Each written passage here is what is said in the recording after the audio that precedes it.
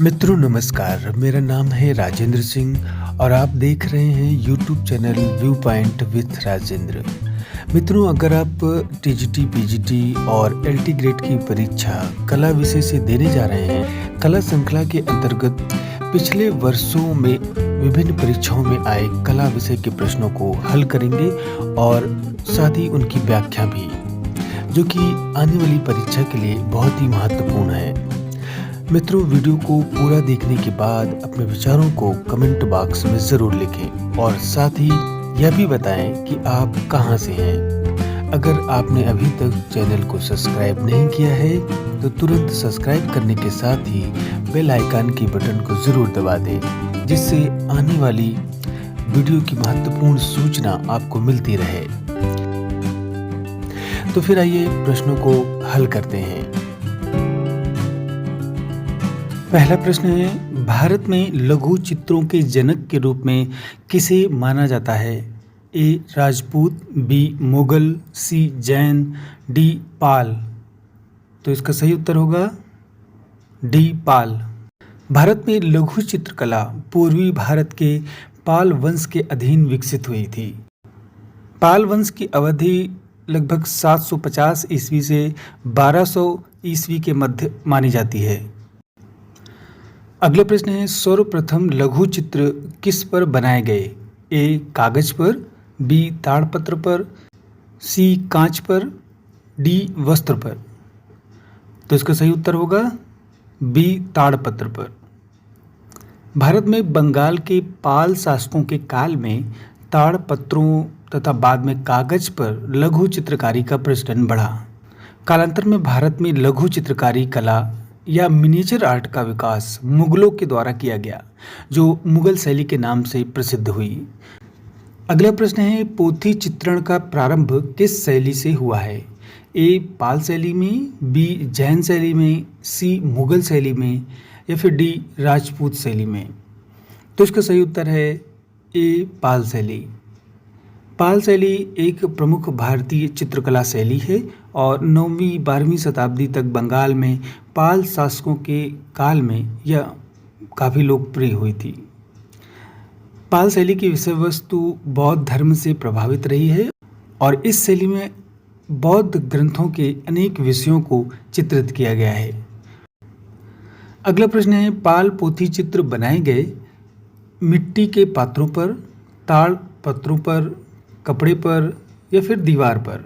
तो इसका सही उत्तर है बी ताड़पत्रों पर। पोथी चित्रों का निर्माण पाल तथा सेन राजाओं के शासनकाल में पूर्वी भारत में हुआ था, जिसका क्षेत्र बंगाल, बिहार आदि रहा है और फिर उसके बाद नेपाल में भी इसका विस्तार हुआ। अगला प्रश्न है, ताड़पत्री चित्रित ग्रंथों में पृष्ठ संख्या किस हाथ पर यानी किस तरफ लिखी जाती थी? तो ए सीधे हाथ पर, बी बाएं हाथ पर, सी ऊपर की तरफ, डी नीचे की तरफ। तो इसका सही उत्तर है ए सीधे हाथ पर। ताड़पत्री यानी ताड़पत्र पर चित्रित ग्रंथों में पूर्ण पृष्ठ 2 या 3 भागों में लिखने के लिए बांटा जाता था, जो पृष्ठ के आकार एवं लंबाई पर निर्भर करता था। दाहिनी ओर पृष्ठों पर पृष्ठ संख्या लिखी जाती थी और पृष्ठों के किनारे पर एक रास्ता समाप्त करने के लिए कुछ अलंकारिक रेखाओं का प्रयोग किया जाता था। अगला प्रश्न है, पाल शैली के चित्र होते हैं ए पोथियों में, बी दीवारों पर, सी कैनवास पर, डी बोर्ड पर। तो इसका सही उत्तर है ए पोथियों में। पाल शैली के अंतर्गत प्रारंभ में ताड़पत्र और बाद में कागज पर बनाए जाने वाले चित्रों में वज्रयान बौद्ध धर्म के दृश्य चित्रित हैं। इस शैली के अधिकांश चित्र पोथियों में ही प्राप्त होते हैं। इस शैली के जो स्फुट चित्र प्राप्त हुए हैं वे बंगाल के पट चित्र हैं। अगला प्रश्न है, गीत गोविंद और कल्पसूत्र किस धर्म की सचित्र रचना थी? ए बौद्ध धर्म, बी जैन धर्म, सी हिंदू धर्म, डी वैष्णव धर्म। तो इसका सही उत्तर होगा बी जैन धर्म। गीत गोविंद जयदेव की काव्य रचना है। यह वैष्णव धर्म से संबंधित है। इसमें श्री कृष्ण की गोपिकाओं के साथ रासलीला, कृष्ण के लिए व्याकुलता कृष्ण की राधा के लिए उत्कंठा आदि का चित्रण किया गया है। कल्पसूत्र जैन धर्म से संबंधित ग्रंथ है और गीत गोविंद तथा कल्पसूत्र में पाई गई सचित्र रचनाएं जैन शैली अथवा अपभ्रंश शैली की उदाहरण है। अगला प्रश्न है, जैन चित्रकला के प्रसिद्ध स्रोत बताएं। ए पंचदशी, बी धम्मपद, सी कामसूत्र, डी कल्पसूत्र। तो इसका सही उत्तर होगा डी कल्पसूत्र। कल्पसूत्र जैन धर्म से संबंधित ग्रंथ है और डॉक्टर आनंद कुमार स्वामी ने वर्ष 1924 में कल्पसूत्र की एक प्रति बर्लिन म्यूजियम से प्राप्त की थी, जिसमें जैन शैली अथवा अपभ्रंश शैली की चित्र रचना की गई थी। अगला प्रश्न है, किस भारतीय चित्रकला में मनुष्य के चेहरे का 3/4 भाग चित्रित किया गया है। ए पाल, बी गुलेर, सी बीकानेर, डी जैन। तो इसका सही उत्तर है जैन। जैन चित्रकला का नमूना जैन ग्रंथों के ऊपर लगी दफ्तियों या लकड़ी की पटरियों पर भी मिलता है, जिसमें सीमित रेखाओं के माध्यम से तीव्र भावाभिव्यक्ति तथा आँखों के बड़े सुंदर चित्र बनाए गए हैं। जैन चित्र शैली में मनुष्य के चेहरे के 3/4 भाग का चित्रण किया गया है। अगला प्रश्न है, जैन शैली में क्रमशः महावीर, पार्श्वनाथ, नेमिनाथ व ऋषभनाथ आदि तीर्थंकरों के लिए कौन से रंगों का प्रयोग किया गया है। ए पीला, स्वर्णिम, काला, नीला, बी स्वर्णिम, काला, नीला, पीला, सी पीला, नीला, काला, स्वर्णिम, डी काला, पीला, स्वर्णिम, नीला। तो इसका सही क्रम होगा सी ऑप्शन है, पीला, नीला, काला, स्वर्णिम। अपभ्रंश शैली के चित्रों में अधिकांश चमकदार उष्ण रंगों का प्रयोग किया गया है। तीर्थंकरों के अनेक रूपों में भिन्न भिन्न प्रकार के रंगों का प्रयोग किया गया है, जैसे महावीर की आकृति में पीला रंग, पार्श्वनाथ की आकृति में नीला रंग, नेमिनाथ की आकृति में काला और ऋषभनाथ की आकृति में स्वर्णिम रंगों का प्रयोग किया गया है। अगला प्रश्न है, मांडू किस लिए प्रसिद्ध है। ए जैन चित्रकारी, बी बौद्ध लघु चित्र, सी बौद्ध भित्ति चित्र और डी इतिहास पूर्व गुफाएं। तो इसका सही उत्तर है ए जैन चित्रकारी के लिए। मांडू जैन चित्रकारी के लिए प्रसिद्ध है। यहाँ 1439 ईस्वी में निष्पादित कल्पसूत्र अब नई दिल्ली के राष्ट्रीय संग्रहालय में सुरक्षित रखा हुआ है। अगला प्रश्न है, जैन चित्रकला कहलाती है। ए भित्ति चित्र, बी पोथी चित्र, सी लघु चित्र, डी पट चित्र। तो इसका सही उत्तर होगा बी पोथी चित्र। जैन चित्रकला पोथी चित्रकला भी कहलाती है। इसका विकास 1100 से 1500 ईस्वी के मध्य गुजरात, अहमदाबाद के आसपास हुआ था। अगला प्रश्न है, किसके द्वारा जैन शैली को अपभ्रंश शैली नाम दिया गया। ए NC मेहता, बी आनंद कुमार स्वामी, सी राय कृष्णदास, डी EB हैबल। तो इसका सही उत्तर है सी राय कृष्णदास। राय कृष्णदास द्वारा जैन शैली को अपभ्रंश शैली कहा गया। अगला प्रश्न है, जैन लघु चित्रों की विशेषता है।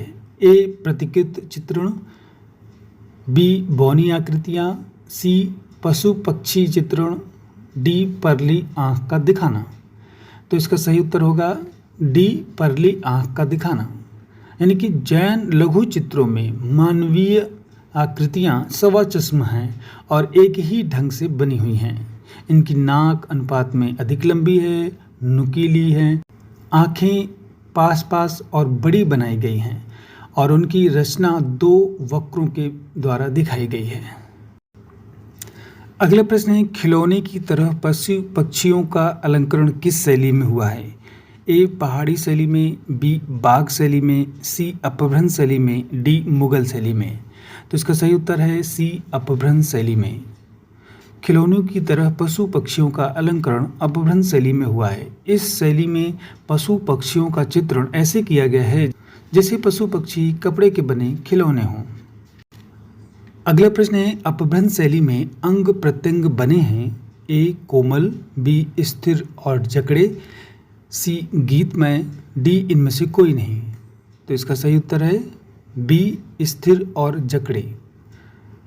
अप्रबंध शैली में प्रत्येक स्थान पर रेखाएं एक सी मोटाई लिए हैं जिनमें लोच का अभाव है। मुद्राओं में जकड़न होते हुए भी गति परिलक्षित होती है। इस शैली में सीमा रेखाएं काली स्याही से बनाई गई हैं। अगला प्रश्न है, उदयगिरी की गुफाएं किस धर्म से संबंधित कला को दर्शाती हैं? ए बौद्ध धर्म, बी जैन धर्म, सी हिंदू धर्म या फिर डी ईसाई धर्म।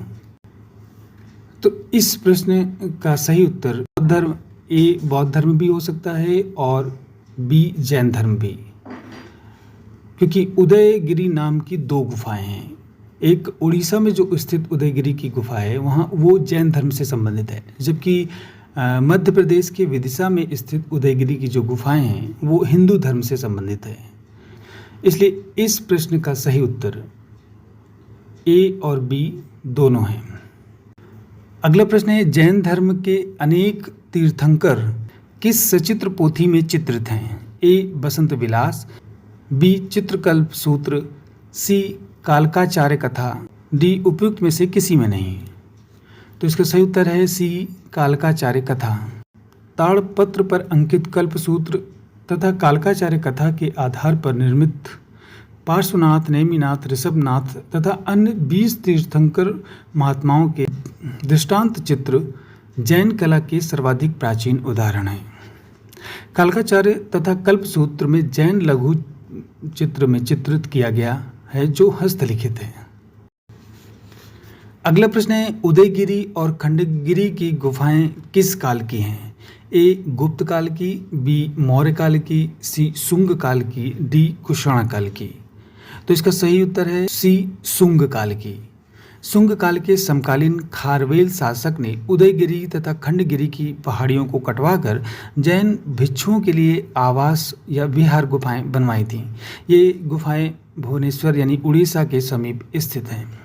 अगला प्रश्न है, उस आस्था का नाम बताएं जो पाल राजाओं का भाग नहीं था। ए श्वेतांबर, बी महायान, सी तंत्रयान, डी वज्रयान। तो इसका सही उत्तर है ए श्वेतांबर। श्वेतांबर का संबंध जैन धर्म से है और श्वेतांबर जैन धर्म के अनेक सचित्र पोथियाँ 1100 से 1500 ईस्वी के मध्य लिखी गईं।